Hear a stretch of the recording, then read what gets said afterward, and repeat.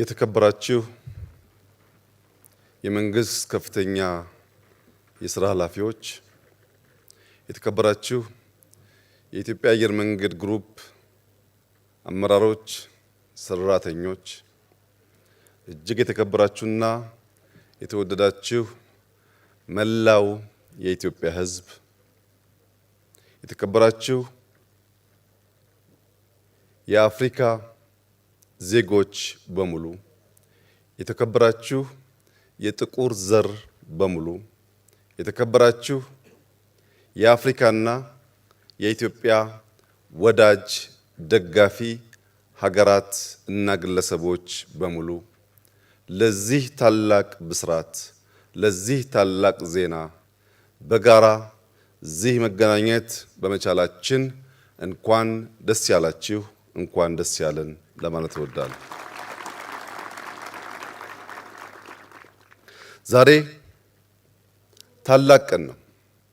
የኢትዮጵያ የዝመና ጉዞ፣ የኢትዮጵያ የብልጽግና ጉዞ፣ የኢትዮጵያ የመለወጥና ራሷን ችላ በሁለት እግሯ የመቆም መሻት ላለፉት 100 ዓመታት በርካታ ጥያቄዎች ሲነሱ ገሚሱ ሲከሽፍ ገሚሱ የሰመረበትን 100 ዓመት አሳልፈናል። በኢትዮጵያ ከተነሱ አንኳር ጥያቄዎችና በኩራት ሰመሩ ከሚባሉ ስራዎቻችን አንደኛውና ቀዳሚው የኢትዮጵያ አየር መንገድ ግሩፕ ነው። ባለፉት 80 ዓመታት ይህ አየር መንገድ በሚያስደንቅ ሁኔታ የጥንታዊት ሀገር ምልክት፣ የጥንታዊት ሀገር ኩራት፣ የጥንታዊት ሀገር መሻት ማሳያ ሆኖ ቆይቷል። አየር መንገዱ ላለፉት 80 ዓመታት አልጋ ባልጋ የነበረ ጉዞ አላሳለፈም። የመንግስታት መውደቅና መነሳትን ተሸክሞ እድገቱን ሳያቋርጥ ማለፍ ችሏል። የኮሮና ወረርሽኝና ሌሎች ተፈጥሮ ያመጣቸውን እንደ ድርቅ ያሉ ከፍተኛ ፈተናዎች ተሻግሮ ማለፍ ችሏል። በኢትዮጵያ ላለፉት 100 ዓመታት በውስጥና በውጭ የተደረጉ ከፍተኛ ጦርነቶች እድገቱን ሳይገቱት ቆይተዋል። የኢትዮጵያ አየር መንገድ የኢትዮጵያ ኩራት የሚባለው ምንም አይነት ተግዳሮት ፈተና ሳይገጥመው ሳይሆን በተፈጥሮና ሰው ሰራሽ የገጠሙትን ፈተናዎች በከፍተኛ ብቃት አልፎ የአፍሪካ ኩራት፣ የአፍሪካ መመኪያ፣ የኛም የብልጽግና መሻት ማሳያ መሆን ችሏል። ይህ አየር መንገድ በብዙ ነገር ፈርቀዳጅ ነው። በአፈጣጠሩም በእድገቱም ፈርቀዳጅ የሚሰኘውን ክብር ለመጎናጸፍ የሚያበቁ ሂደቶችን አልፏል። የዛሬ 80 ዓመት አሁን የአፍሪካ ህብረት አባላት የሆኑ አገራት ብዙዎቹ ነፃ አልወጡም። የአፍሪካ ሀገራት ነፃ ሳይወጡ ራሱን በአፍሪካ ግንባር ቀደም ኩባንያ አድርጎ ማቆም የቻለ ተቋም ነው። አሁን ባለው እድገትም ስንመለከት የኢትዮጵያ አየር መንገድ ከአፍሪካ ቀዳሚው አየር መንገድ ብቻ አይደለም። በአፍሪካ ሁለተኛ ሆኖ የሚከተለው አየር መንገድ ከኢትዮጵያ አየር መንገድ በግማሽ ያነሰ ነው። በአንደኛውና በሁለተኛው የአፍሪካ አየር መንገድ መካከል የእጥፍ ያህል ልዩነቶች አሉ።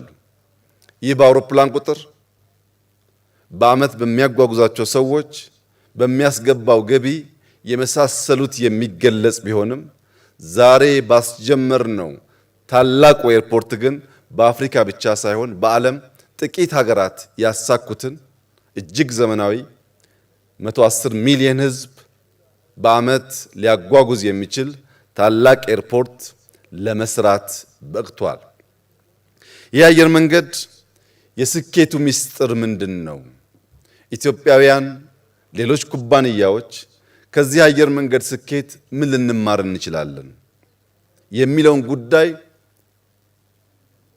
በወፍ በረር ማንሳቱ መሰል ተቋማት መገንባት ለሚፈልጉ እንደ ሀገር ልናሳካ ለምንፈልገው ብልጽግና በእጅጉ ወሳኝ ነው። የኢትዮጵያ አየር መንገድ የስኬቱ ምስጢር የኮርፖሬት ባህል መገንባት መቻሉ ነው። የኮርፖሬት ባህል መገንባት ማለት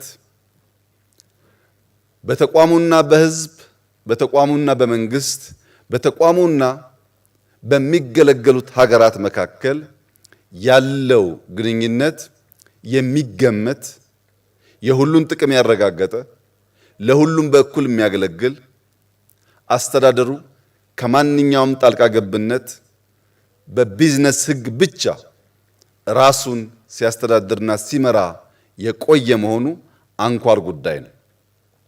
ከዚህ በተጨማሪ አራት ዋና ዋና ጉዳዮችን ማንሳት ይቻላል። አንደኛው የኢትዮጵያ አየር መንገድ ለደህንነት ቅድሚያ የሚሰጥ አየር መንገድ መሆኑ ነው። በዓለም ላይ ላለፉት 80 ዓመታት የዘለቁ ግዙፍ የአየር መንገዶችን ከኢትዮጵያ አየር መንገድ ጋር ብናወዳድር ከብዙዎቹ እጅግ ያነሰ በጣም ውስን ኢንሲደንት ከማጋጠም ውጪ ሰላማዊና ሴፍ የሚባል የአየር መንገድ ነው ሊባል የሚያስችል ውጤቶች ባለፉት 10 ዓመታት ማሳየት ችሏል። ሁለተኛው የኢትዮጵያ አየር መንገድ አመራሮች በፈጠራና በትጋት የሚሰሩ፣ በ8 ሰዓት የቀን ስራ የማያምኑ፣ ራሳቸውን እያደጉ ከዓለም የአመራር ብቃት ጋር ራሳቸውን የሚያስተካክሉ ግለሰቦች፣ ቡድኖች ባለፉት ዓመታት ባለፉት 10 ዓመታት ይህንን ተቋም መምራት በመቻላቸው ጭምር ነው። ሶስተኛው የኢትዮጵያ አየር መንገድ የኢትዮጵያን ባንዲራ ተሸክሞ ኢትዮጵያን የሚያሳይ መሆኑን የሚያምኑ፣ የተደመሩ፣ የሚተጉ፣ ራሳቸውን እንደ ወታደር የሚያስቡ እጅግ የሚያኮሩ ሰራተኞች ያሉት ተቋም በመሆኑ ነው። የኢትዮጵያ አየር መንገድ ሰራተኞች ከሀገር መከላከያ ሚኒስቴር ወታደሮች ተለይተው አይታዩም። በየቀኑ የተሸከሙትን ፍላግ፣ የተሸከሙትን ሰንደቅ ዓላማ፣ የተሸከሙትን ባንዲራ አክብረው ኢትዮጵያን አክብረው ለሁላችን ኩራት ለመሆን በከፍተኛ ትጋት እኛ አውሮፕላን ላይ ስንተኛ ሳይተኙ ማለት ነው በከፍተኛ ትጋት ያገለገሉ የሀገር ኩራት ሰራተኞች ያሉት በመሆኑ ነው። ዛሬ የኢትዮጵያ አየር መንገድ በቋሚና ጊዜያዊ የቀጠራቸው ሰራተኞች 26000 ገደማ ይጠጋሉ። 26000 ኮማንዶ ያለው ኩባንያ ነው ማለት ነው። አራተኛው ይህ ኩባንያ ሁሌ ተማሪ መሆኑ ነው። ሁላችሁም እንደምታውቁት አዲስ አውሮፕላን፣ አዲስ ቴክኖሎጂ፣ አዲስ ዕውቀት ዓለም ላይ ተፈጠረ ሲባል ያን ዕውቀት ለመገብየት ያን ዕውቀትና ያን አውሮፕላን አፍሪካን ለማስተዋወቅ ከማንም ቀድሞ የሚገኝ ነው። ከዚያ በተጨማሪ በጥገና በትምህርት ዘርፍ ያስገኘው እመርታ አስደናቂ ቢሆንም ከቅርብ ጊዜ ደግሞ ስፔር ፓርት ለማምረት ስራዎች ጀምሯል። በእነዚህ ባህሪያቱ ይህ የኮርፖሬት ባህል የገነባው የአየር መንገድ የተሳካ 80 ዓመት ተጉዟል። የሚቀጥለው 80 ዓመት ከባለፈው 80 ዓመት በብዙ መልኩ ይለያል። በአርቲፊሻል ኢንተለጀንስ የማንዘጋጅ ከሆነ አብዛኛውን የአውሮፕላን ተግባራት የሚፈጽመው ማሽን በሚሆንበት ሰዓት ይህንን ክብራችንን ይዘን መቀጠል አንችልም። ለዚህም የኢትዮጵያ መንግስት በሁለት አንጓ የተከፈለ ነገን መዋጀት የሚያስችል ስራዎች ጀምሯል። አንደኛው ኤርሊ ቻይልድሁድ ኤጁኬሽን የሚባለው ህፃናት ላይ አበክሮ መስራት ነው። ባለፉት 5-6 ዓመታት ከ35,000 በላይ መዋለ ህፃናት በሀገር ደረጃ ገንብተናል። ባለፉት 5-6 ዓመታት ታዳጊዎች ህፃናት ፊዚካሊ የበረቱ ከጓደኞቻቸው ጋር የሚውሉ እንዲሆኑ በርካታ ግሪን ስፔስ ገንብተናል። በመዲናችን አዲስ አበባ ብቻ ከ1600 በላይ ትናንሽ ስታዲየሞች ልጆች የሚውሉበት ገንብተናል። ይሄ ከጅምሩ ችግኙ ለመብቀል ለማደግ የሚያስችል ዝግጅት እንዲኖረው የሚያስችል ስራ ሲሆን በቅርቡ እንደገለጽኩት ማክሲመም በአንድ ዓመት ጊዜ ውስጥ በዓለም ሁለተኛ የሆነውን የአርቲፊሻል ኢንተለጀንስ ዩኒቨርሲቲ በአዲስ አበባ እናስጀምራለን። ታች ላይ የምንሰራውና በኤአይ የምንሰራው ስራ ሲደመር የኢትዮጵያ አየር መንገድ የሚቀጥለውን 80 ዓመት የሚገጥመውን አዳዲስ ዕውቀትና ፈተና ተጋፍጦ ለማለፍ ለመሻገር የሚያስችለውን ብቃት እንዲጎናጸፍ ያደርገዋል። ይህንን ሙሉ ዝግጅት ማድረግ ካልቻልን ግን ቀጣዩ 80 ዓመት እንደ ትናንቱ ቀለል ያለ ላይሆን ይችላል። መላው ኢትዮጵያ ሕዝብ፣ ክቡራትና ክቡራን፣ ዛሬ በሰማይ ላይ ለሚበሩ መርከቦች 130 ሚሊዮን ሕዝብ የሚመጥን ወደብ በዚህ ስፍራ ስራ አስጀምረናል። በዚህ ስፍራ በሰማይ ለሚበሩ መርከቦች ያስጀመርነው ወደብ ከዚህ ቀደም ከነበረን በአጠቃላይ ብቃቱ ይለያል። የአዲስ አበባ ኤርፖርት 700 ሄክታር አካባቢ የመሬት ስፋት አለው።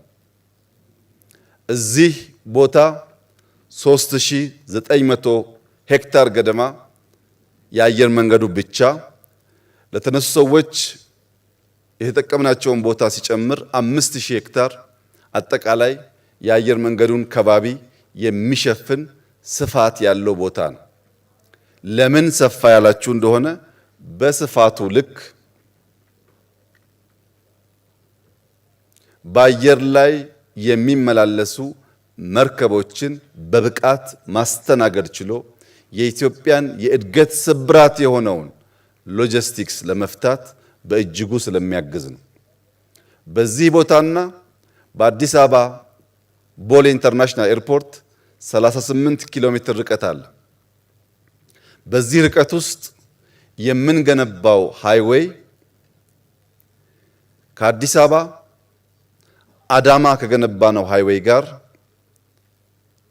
በብዙ ነገር የሚለይ ይሆናል። አንደኛ ከአዲስ አበባ አዳማ የሚሄደው ሃይዌይ በእያንዳንዱ መስመር 3 መኪና የሚያስተናግድ በድምሩ 6 መኪና መሄጃና መምጫ ያለው ሲሆን ከዚህ ወደ ቦሌ የሚሄደው በእያንዳንዱ አቅጣጫ 6 መኪና በድምሩ 12 መኪና የሚያስተናግድ እጅግ ዘመናዊና ባደጉት ሀገራት የምናየውን አይነት ሃይዌይ የምንገነባ ይሆናል።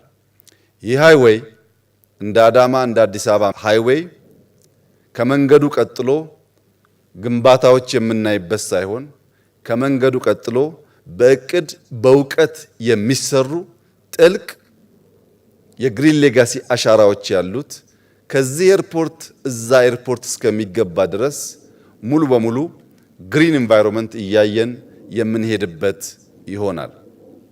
ሁለተኛው 38 ኪሎ ሜትር የሚጠጋ በሰዓት ዝቅተኛ 120 በከፍተኛ እስከ 200 ኪሎ ሜትር ፐር አወር ስፒድ ያለው ሬልዌይ እንገነባለን። ፈጣን ሬልዌይ እንገነባለን። የዚህ ሬልዌይ ግንባታ ከአዲስ አበባ ጅቡቲ ከገነባ ነው የሚለየው ሙሉ በሙሉ ይህንን ሬልዌይ የሚገነባው ሀገራዊ ኩባንያ ይሆናል። ይህ ማለት ኤርፖርቱን ስንገነባ ቅድም ተገለጸው በርካታ ሎካል ኮንትራክተሮች ተሳትፈዋል። ሬልዌዩን እኛ እንገነባለን። በሃይዌይ ግንባታ ውስጥ የማይናቅ ሼር እንወስዳለን። ግንባታ ብቻ ሳይሆን የሚገነቡ ተቋማት እንገነባለን። እነዚህ ተቋማት ከ5 ዓመታት በኋላ ከኢትዮጵያ ገበያ እየወጡ በሌሎች ገበያዎች ላይ የሚወዳደሩ እንዲሆን አበክረን እንሰራለን።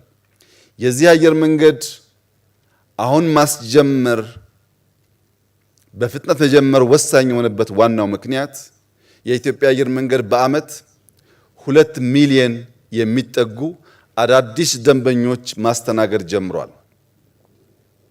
የዛሬ 7 ዓመት ገደማ የለውጡ ሰሞን ቦሌ ኢንተርናሽናል 7 ሚሊዮን ሰዎች በዓመት ያስተናግድ ነበር። ባለፉት 5-6 ዓመታት በተሰሩ ሰፋፊ ማስፋፊያዎች በዚህ ዓመት 21 ሚሊዮን የሚጠጋ ሕዝብ የቦሌ ኢንተርናሽናል ኤርፖርት ያስተናግዳል። አሁን ባለው እድገት በየዓመቱ 2 ሚሊዮን የሚጨምር ከሆነ ከ2 እና 3 ዓመታት በኋላ የቦሌ ኢንተርናሽናል ኤርፖርት ተጨማሪ ሰው ማስተናገድ አይችልም። ያንን ችግር ከወዲሁ ተገንዝበን ዛሬ ስራ ካልጀመርን በቀጣይነት የአፍሪካ ኩራት ታላቁ የአየር መንገድ የሚለውን ስም ተጎናጽፈን ማቆየት ስለምንቸገር ለነገ ዛሬ አስቀድመን መስራት በማስፈለጉ ነው ይህ ውሳኔ የተወሰነው። ክቡራትና ክቡራን፣ የኢትዮጵያ የትግል ስልት የኛ የትግል ስልት ተለውጧል። የኛ የትግል ስልት ዛሬ ሰርተን ነገን መዋጀት ነው።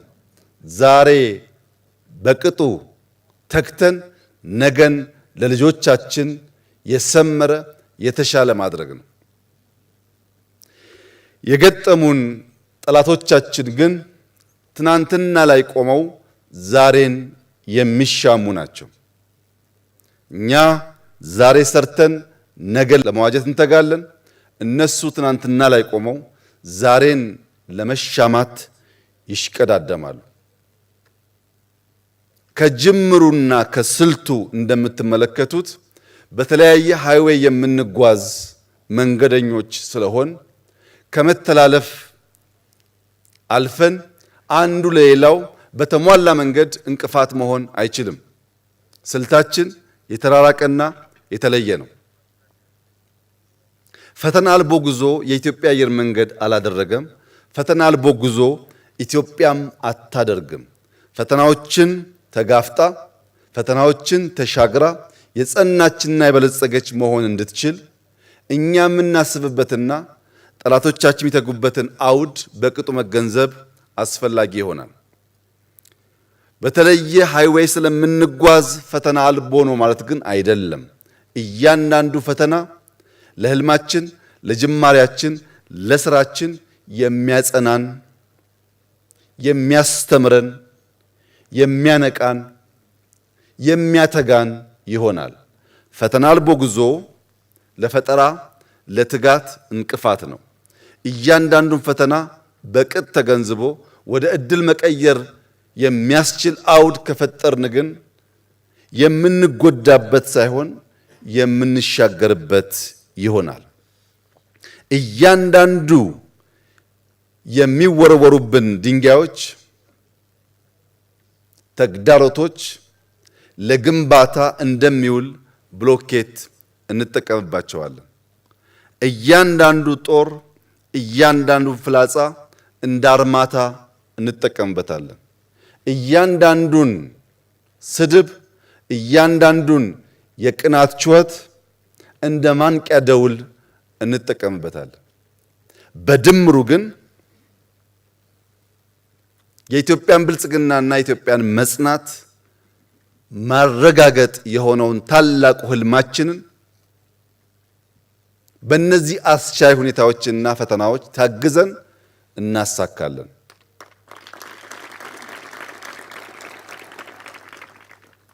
በሀገራችን አንድ አባባል አለ። ከሚያድግ ልጅ ጋር አትቀያየም የሚል ታላቅ አባባል አለ። በቅርብና በርቀት ላሉ ሀገራት ያለኝ ምክር ከሚያድግ ሀገር ጋር አትቀያየሙ።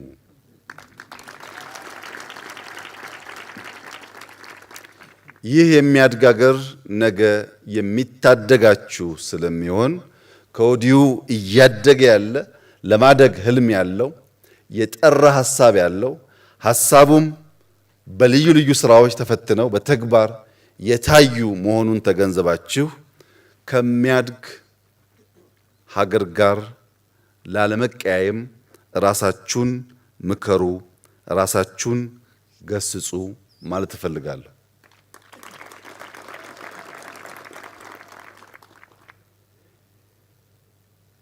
አንዳንድ አውሮፕላኖች በተለያየ ምክንያት መሬት ላይ ኤርፖርት ውስጥ ግራውንድ አድርገው ቆመው እናያቸዋለን። የኢትዮጵያ አየር መንገድ አውሮፕላኖች ቦሌ ብትሄዱ ለተወሰኑ ሰዓታት መሬት ላይ ቆመው እናያቸዋለን። ያ ግን የአውሮፕላን ተፈጥሮ አይደለም።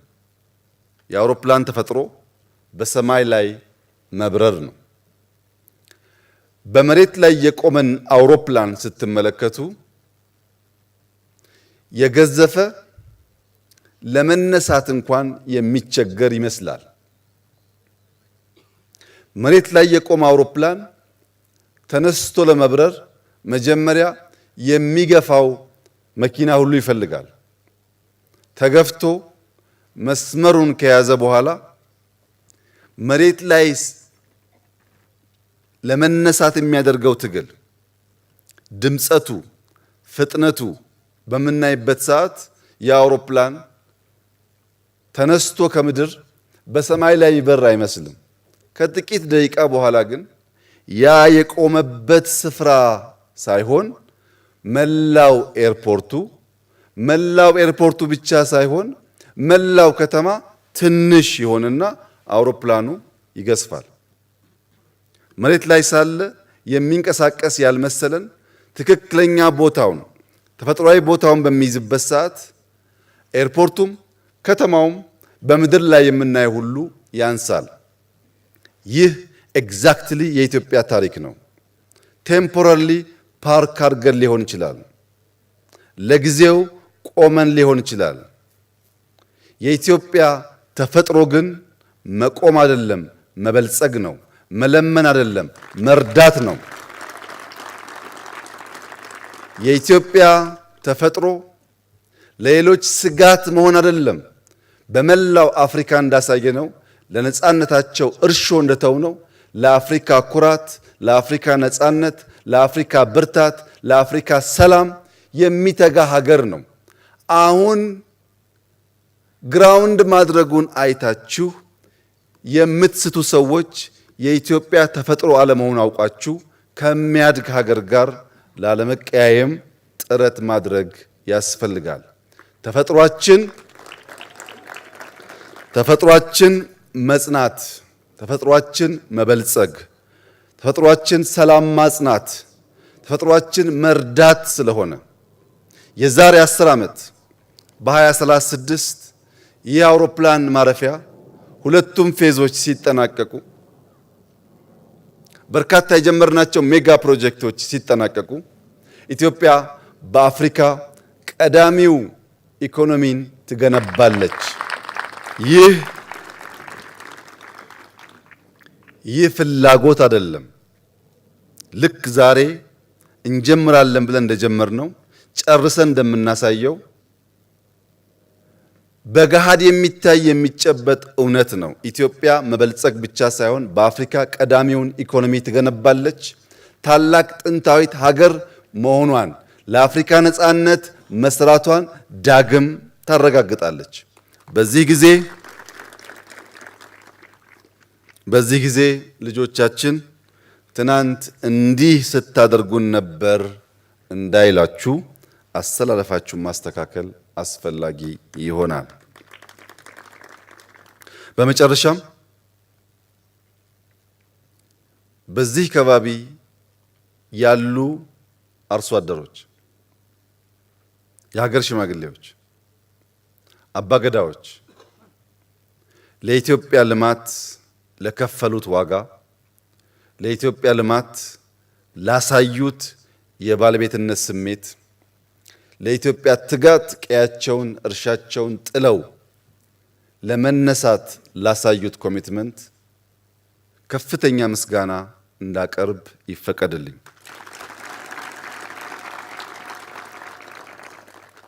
የኦሮሚያ ክልላዊ መንግስት 5000 ሄክታር ለሚጠጋ ለዚህ መሬት አንድም ብር ሳያስከፍል ሊዝ ሳያስከፍል ይህንን ልማት በመጋበዙ በመደገፉ አብሮን በመምራቱ ከፍተኛ ምስጋና እንዳቀርብና ሌሎች ክልሎችም ሜጋ ፕሮጀክቶች በሚመጡበት ሰዓት የእናንተን ኃላፊነት ተወጣችሁ ለቴምፖራሪ ጌይን ለሊዝ ሳይሆን ለዘላቂ ጥቅም መስራት በአርአያነት በትምህርት ይህንን ፕሮጀክት እንድትወስዱ አደራ ማለት እፈልጋለሁ። ባለፉት አንድ ዓመት ከምናምን ገደማ በእኛ ቢሮ የተደራጀው የስትሪንግ ኮሚቴ የኢትዮጵያ አየር መንገድ ግሩፕ ቦርድ አባላት፣ የኢትዮጵያ አየር መንገድ ግሩፕ አመራሮች በሙሉ ከዚህ የሚነሳው አርሶ አደር እንደ ከዚህ ቀደሙ ተፈናቅሎ የሚለምን የሚወድቅ እንዳይሆን ይህ ፕሮጀክት ለእያንዳንዱ ለከባቢ ነዋሪ በረከት ብሌሲንግ እንዲሆን አርሶ አደሩ የሚማረር የሚያለቅስብን ሳይሆን እንባውን እየረጨ የሚያመሰግን ፕሮጀክቱን የሚጠብቅ የሚደግፍ እንዲሆን ለማስቻል የእያንዳንዱ አርሶ አደር መኖሪያ ቤት፣ መንደር፣ የወደፊት የሥራ ሁኔታ የተገነባበት መንገድ እጅግ አስደማሚ፣ አስደናቂ ትምህርት ሊወሰድበት የሚገባው ጉዳይ ነው። እዚህ ያላችሁም ሰዎች መላው የኢትዮጵያ ሕዝብ ማወቅ ያለበት ስራ ዛሬ አልጀመርንም። በሺህ ለሚቆጠሩ አርሶ አደሮች ከተማ ገንብተን፣ በሺህ ለሚቆጠሩ አርሶ አደሮች የአግሮ ፕሮሰሲንግ መንደር ገንብተን እነዚያን አርሶ አደሮች አሰልጥነን በአዲስ ህይወታቸው በአዲስ ሰፈራቸው መኖር አለማምደን የአንድም ሰው ህይወት ሳናስተጓጉል ነው ዛሬ ስራ እየጀመርን ያለ ነው እንጂ ገና ሀብለን እየጀመርን አይደለም። ለምን? ሰው ተኮር ካልሆነ ፕሮጀክት፣ ሰውን ማዕከል ካላደረገ ፕሮጀክት አይጠበቅም፣ አይጸናም፣ አይዘልቅም። ይህ ጉዳይ እንዲሳካ የስትሪንግ ኮሚቴው፣ የቦርድ አባላት፣ የኢትዮጵያ አየር መንገድ ማኔጅመንት፣ ዲዛይነሮች፣ ሙያተኞች፣ ኮንትራክተሮች፣ የኦሮሚያ ክልላዊ መንግስት የሥራ ኃላፊዎች በመላው ላደረጋችሁት ጥረት ከፍ ያለ ምስጋና ማቅረብ እፈልጋለሁ። ዛሬ 2018 በገናና በጥምቀት መካከል ያለና የማይረሳ ጊዜ ነው።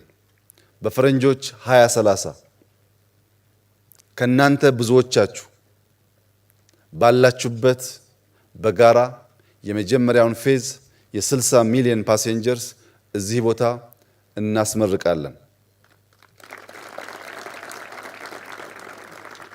አበዳሪዎች፣ በዚህ ጉዳይ የሚተባበሩ ኩባንያዎችና ሀገራት ጊዜ እንዳያልፍባችሁ እኛ በገበያ ሕግ ከብዙዎች ጋር ተባብረን መስራት እንፈልጋለን።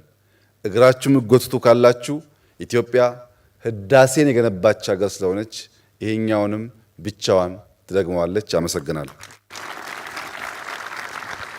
ክቡር ጠቅላይ ሚኒስትር ዶክተር አብይ አህመድን እጅግ አድርገን እናመሰግናለን።